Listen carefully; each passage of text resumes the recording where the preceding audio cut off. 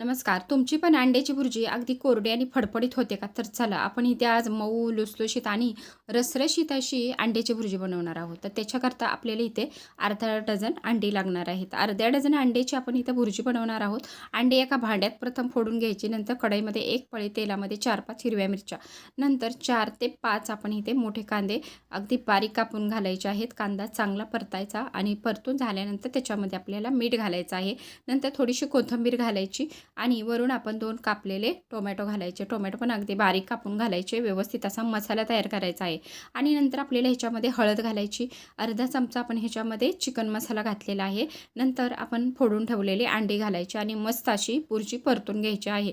बघू शकता मस्त रसरशीत आणि लुसलुशीत अशी अंडा भुर्जी तयार झालेली आहे. तर जास्त प्रमाणात आपण इथं कांदा वापरलेला आहे, त्याच्यामुळे भुर्जी अगदी छान मऊ आणि रसरशीत होते. नक्की ट्राय करा.